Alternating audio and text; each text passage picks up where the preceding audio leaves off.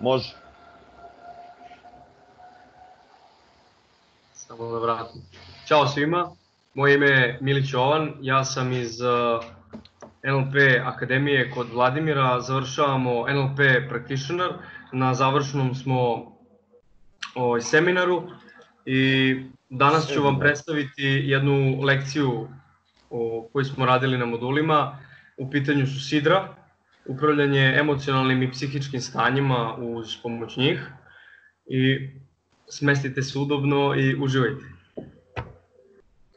Emocionalna stanja. Zašto je važno da ovladamo emocionalnim i psihičkim stanjima? Zato što su emocije, misli i fiziologija povezane i čine celinu. To možemo saznati i saznali smo u Mercedes modelu. U komunikaciji sa drugim ljudima 55% čini govor tela, 38% tonalitet glasa i 7% sama informacija koju prenosimo. Posjedujemo, mi kao ljudska bića posjedujemo sve resurse koji su nam potrebni da napravimo promenu i sve resurse imamo unutar nas. Ključ uspeha je u pronalaženju načina za pristup našim nesvesnim resursima, malo pre spomenutim, i kako kaže Richard Bandler, jedan od suosnivača NLP-a, nikada nije kasno za srećno detinjstvo. Emocionalna stanja. Konstantno pravimo asocijacije u životu koje utiču na naše emocionalna stanja i dalje na kreiranje naše mape. Mapa je naša realnost koju živimo. Bolje da činjenica je da mi utičemo na naše raspoloženje, bili mi svesni toga ili ne. Svakako je bolje da mi sami utičemo na naše raspoloženje nego da samo reagujemo na ono što se događa oko nas i mislimo da smo bespomoćni. Richard Bandler je takođe rekao, najveći procenat ljudi su zarobljenici sopstvenog uma, kao da sede na zadnjem sedištu autobusa dok ih neko drugi vozi. Zar im ne bi bilo od koristi da nauče da voze taj autobus? Korisno pitanje za razmišljanje. I Pablo Picasso, nadovezao bi se, everything you can imagine is real. Znači, to znači da je sve što možemo da zamislimo i sve što zamislimo je stvarno. Naš mozak i naš ne prepoznaje razliku između te dve stvari. Sidra. Sidra su zapravo svaki spoljašnji ili unutrašnji stimulus koji menja naše emocionalno i mentalno stanje. Stvaraju asocijacije koje mogu da budu pozitivne ili negativne, zavisno od konteksta i mogu da budu naravno i blokirajuće ukoliko nas blokiraju za rezultat koji želimo da postignemo. Vidite i ove izjave na engleskom. Istorija sidrenja. NLP sidra potiču od Pavlovljevog refleksa. Za razliku od Pavlovljevog refleksa, gde je on uvek koristio neki spoljni stimulus, u ovoj situaciji on je koristio, Vlado, podsjeti me, kako beše onaj... Zvonce, što još? Koristio onaj zvuk kad je davao psu da jede i... Zvono. Šta je beše? Zvono, da. Koristio je zvono dok je davao psu da jede. I pa se naviko da svaki put kad on pozvoni, kad upotrebi zvonce, da sledi hrana. I automatski su mu žlezde reagovale tako i pljuvačna žlezda je krenula po automatizmu da svaki put kad čuje zvono da po automatizmu radi. I tu je nastao Pavlovljev refleks i uvek na nivou ponašanja se menjala ta reakcija. U NLP-u se ovako asocijativno uslovljavanje povezuje i sa unutrašnjim stimulansima i sa reakcijama koje se ne dešavaju samo na nivou ponašanja.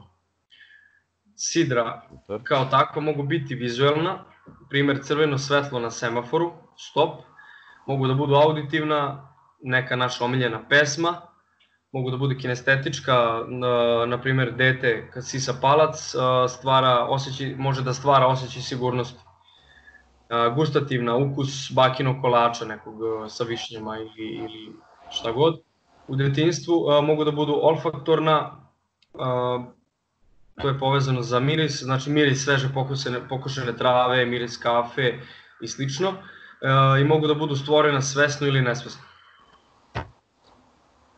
Sidre nam omogućavaju da pristupimo željenim resursima, osjećanjima i stanjima, da preusmerimo misli na željene teme, da upravljamo sopstvenim emocijama, da elicitiramo i podstičemo pozitivna emocionalna stanja kod drugih ljudi, da doživljavamo sadašnjost kako želimo.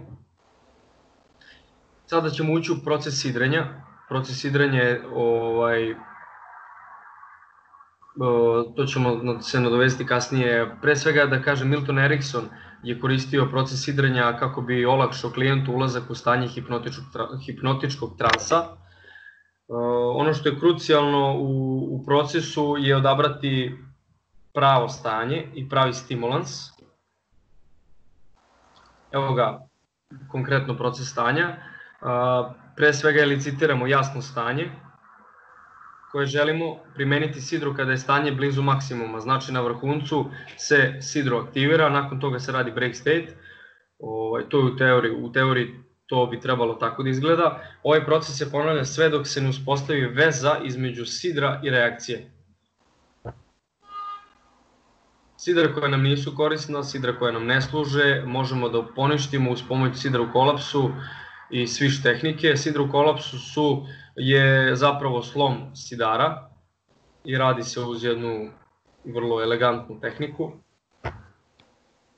Sada, pitanje je gde mi tačno i gde mi koristimo sidra zapravo. Pre svega na vrhu piramide bi stavili da bismo ostvarili viziju i da bi naš život imao svrhu. Zatim da bismo zauzeli identitet koji nam je neophodan, promenili ili podržali uverenja, preispitali neke vrednosti i donosili određene odluke. Dalje, da bismo na najbolji način iskoristili sposobnosti i veštine koje posjedujemo, da bismo promenili i prilagodili ponašanje i radi postizanja cilja. Super. Ono što bih rekao posebno da sam izabrao ovu temu zato što sam je najteže da kažem slobodno shvatio od svih ostalih tema i namerno sam izabrao zato što sam osjećao da samim tim što ću je još više istražiti, da ću samim tim poboljšati celokupni doživljaj kursa i da ću potpuniti znanje koje sam stekao i koje ću tek iskorišćavati na najbolji mogući način. Super. To je to. Hvala na pažnji. Lepo je, bravo.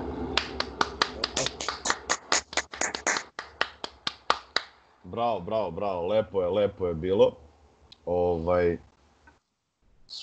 Super si ovo predstavio i hvala ti. Hvala tebi.